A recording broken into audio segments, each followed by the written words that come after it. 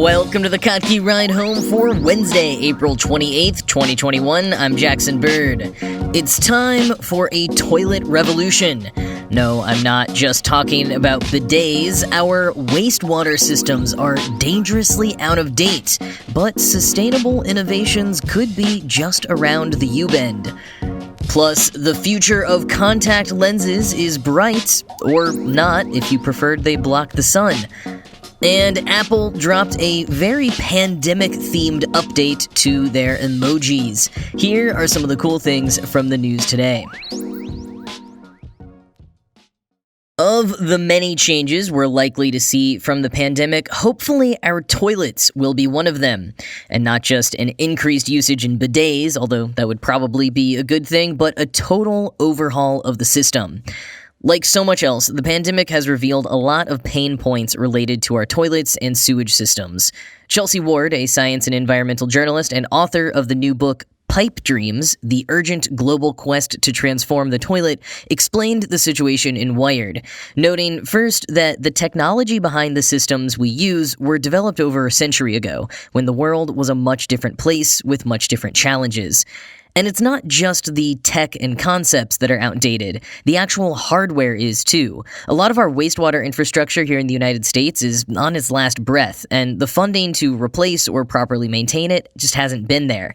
But on top of that, the sanitation workforce is also on the precipice of the silver tsunami, the retirements of a large portion of the sanitation sector, a sector that hasn't seen a decent enough influx of younger workers.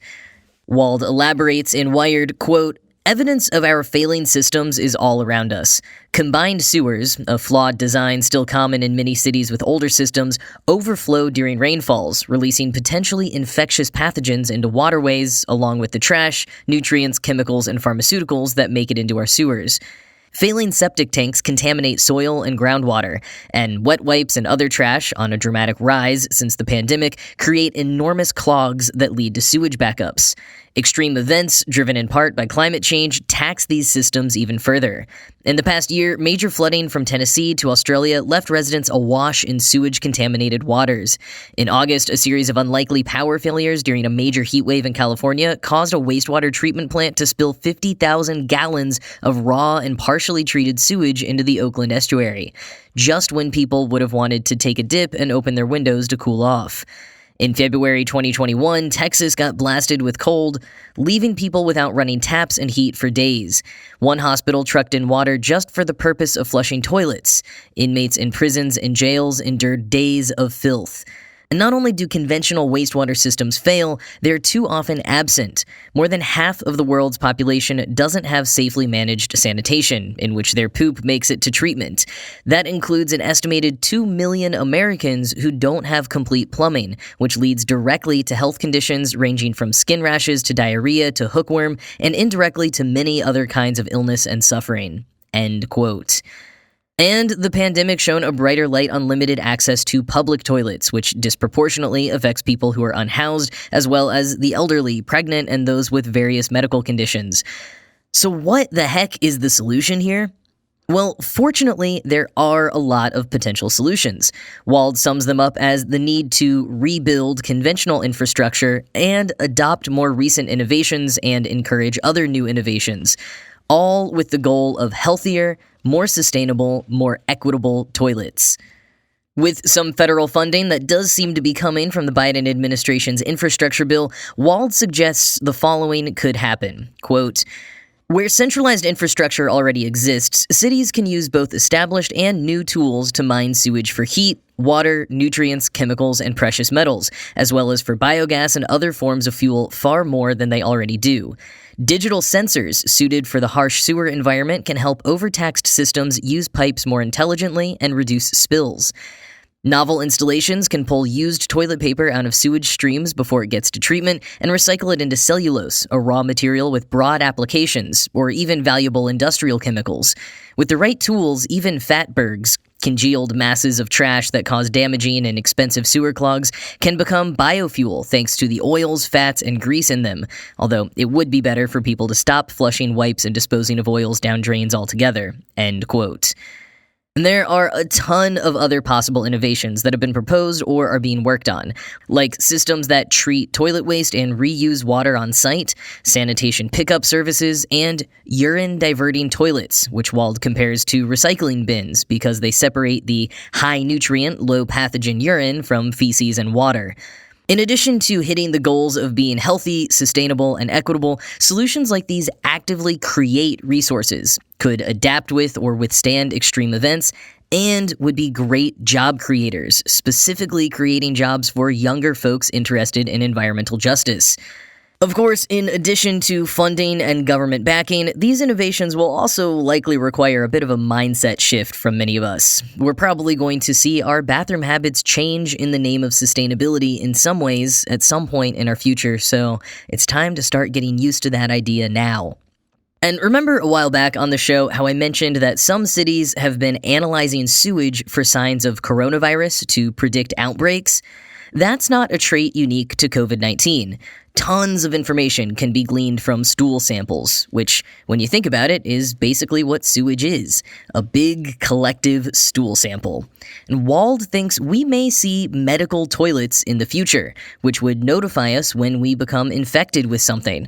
In fact, at least one already exists on the market for seniors. It's called True Loo, and I like this headline from 10 about the product, quote, "Smart toilets are revealing health data that wearables can't," end quote.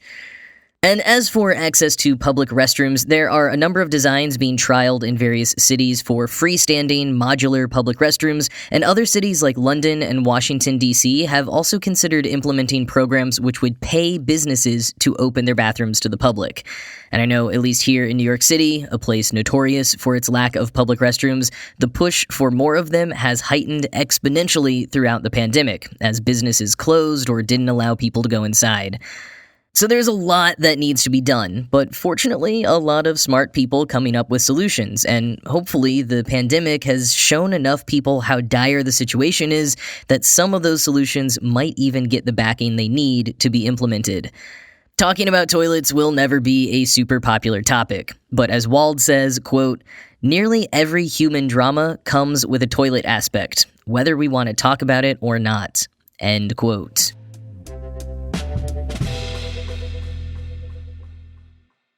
There is a ton happening right now in the world of contact lenses. Some of it related to improving standard contact lenses and imbuing them with new medical features, and others that sound like something straight out of a sci-fi novel.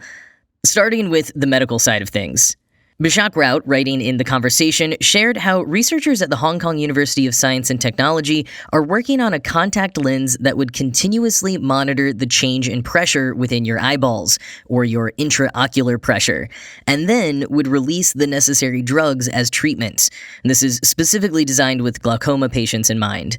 The team has already developed a prototype, and a similar device, which just measures the pressure and delivers reports to a portable recorder worn by the patient, has already received regulatory approval here in the US and in Japan.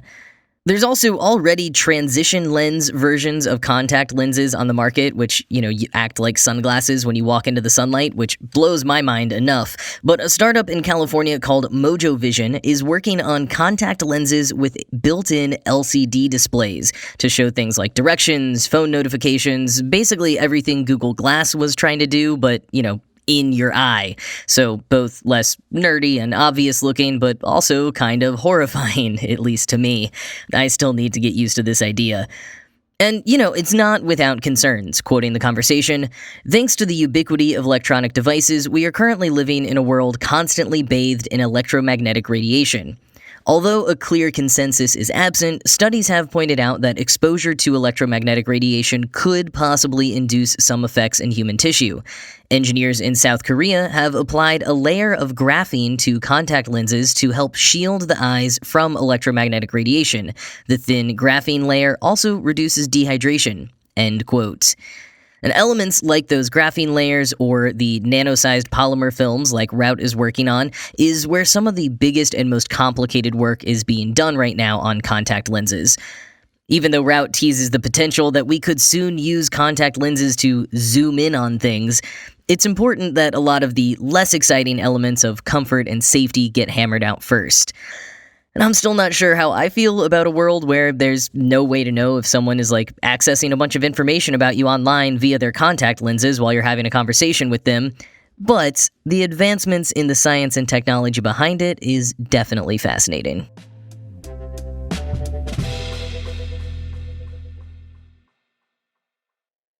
Apple is trying to do their part for vaccine awareness by redesigning an emoji. If you're an iPhone user and update to iOS 14.5, in addition to a slew of emojis with more skin tones and gender expressions, as well as added helmets for the rock climbing emojis and a super metal heart on fire, you'll also notice that the syringe emoji has a new look. Now, I, for one, am super excited about this change. Whether it's discussing flu shots or other medical interventions, I have often been annoyed that the only emoji that looks like a shot also looks kinda grim, with a barrel full of blood and two big globs of blood dripping down. It's always struck me as needlessly graphic. Well, it turns out the reason for all the blood is because the syringe, one of the original emojis from 1999, was intended to represent blood donation. So that makes sense now that I hear it, and I guess that means that this particular emoji's purpose has always been in service of public health, which is cool. But I am not the only one who has refrained from using it due to its bloody appearance. Emojipedia, an emoji reference site and my personal favorite online resource, which also tracks emoji usage in public social media posts, notes that while they did see a spike in usage of the syringe emoji when vaccines started being announced, its usage still pales in comparison to other emojis that have been popular during the pandemic. The face with a mask emoji is used twice as often as the syringe one. Recognizing the hesitancy many people have using a bloody syringe to celebrate a happy moment of inoculation, Apple has officially nixed the blood and replaced it with a perfectly inoffensive light blue liquid. That's just on Apple, though, so if you're receiving the emoji on an Android via WhatsApp or viewing it on Twitter or Facebook, it will look a bit different. Google, Samsung, Microsoft, WhatsApp, Facebook, and Mozilla all still feature a blood-filled and dripping syringe, although some of them are working on updating that. Twitter's is already updated to a clear syringe. HTC's version of the emoji is actually filled with a green liquid, evoking a kind of mutant superhero serum, which is actually what used to be standard on Google and Facebook at some point. But with this change to the syringe emoji, I think we're going to see a big jump in its usage and probably a similar popularity for a lot of the other new emojis in this iOS drop. The three new face emojis feature one with its head in the clouds, kind of reminiscent of the brain fog so many have experienced throughout the pandemic, especially from long COVID, as well as an exhaling face that looks out of breath, and a face with spiral eyes that really just seems to evoke how a lot of us feel right now. There's also a heart mended up with bandages, which also feels super relevant in a time of healing and recognizing the hard work of healthcare professionals. And emoji usage in general has changed during the pandemic, and not just in how it's generally increased as people spend more time online. Quoting Wired, "For the first time this month, the most popular emoji on Twitter was not the crying laughing emoji, but the mouth agape, tears streaming, overwhelmed with either anguish or relief emoji in a way that can only be described as a pandemic mood." The microbe emoji became synonymous with the novel coronavirus and saw its highest usage ever last year. Symbols like the masked face surged on social media over the spring and summer as public health officials urged mask use in real life. Other emoji, like the airplane, were hardly used at all. End quote. And what a poetic set of data it would be if emoji usage of the now translucent syringe overtakes the microbe. And yeah, I know it's entirely possible that I am one of the only people who cares this much about the evolution and variants of emojis, but on the off chance that you want to hear even more and you missed it before, go back and check out the January 14th episode of this show, in which I share how emojis in this latest drop got Frankenstein together when the pandemic threatened to cancel any new emoji creation by Unicode. Link to that episode in the show notes.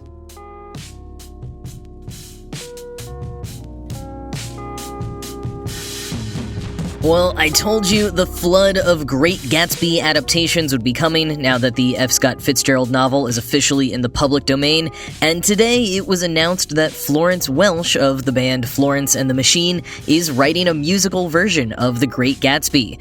She'll supply the lyrics and work with Thomas Bartlett on the music, while Pulitzer Prize winner Martina Mayak writes the book. There's no public timeline yet, but the project is eyeing a Broadway run, so keep an eye out for that. And speaking of classics, Citizen Kane, which was long the #1 movie on Rotten Tomatoes with a 100% fresh rating, got knocked down a peg recently when the site added an 80-year-old negative review of the film from the Chicago Tribune. The review came from the collective pseudonym used by the Tribune's critics back then, May Tenay. Matinee, haha. And basically the review said that the movie was overhyped, a bit too eccentric, and too eerie. So with Citizen Kane knocked off its post-1934 film, It Happened One Night now sits at the top of Rotten Tomatoes' top 100 movies of all time list. But interestingly, because Rotten Tomatoes uses a weighted system for the top 100 list, Citizen Kane got moved all the way down to number 3, just behind Black Panther. In part because Black Panther has nearly 5 times as many reviews as Citizen Kane, even though it has just a 96% fresh rating compared to Citizen Kane's now 99. There's actually a few movies that have 100% ratings, but they're way down the list, again due to that weighted system. Movies like the 1940 adaptation of the Daphne du Maurier novel Rebecca, and the equally sophisticated Paddington 2. No word on why Rotten Tomatoes, or whoever, I guess, added this old review, and if the intention was to knock Citizen Kane down a peg or just be thorough, but I'm sure it's in part due to a renewed interest in the film following all the Oscar nominations for David Fincher's Mank about the writing of Citizen Kane. You know, it would be kind of cool to go through the archives and start uploading old film reviews of all kinds of old films just to see what would happen with that system. Just an idea if any of you are bored. But that is it from me for today. As always, this show was produced by Ride Home Media and Kottke.org. I am Jackson Bird, and I'll talk to you again tomorrow.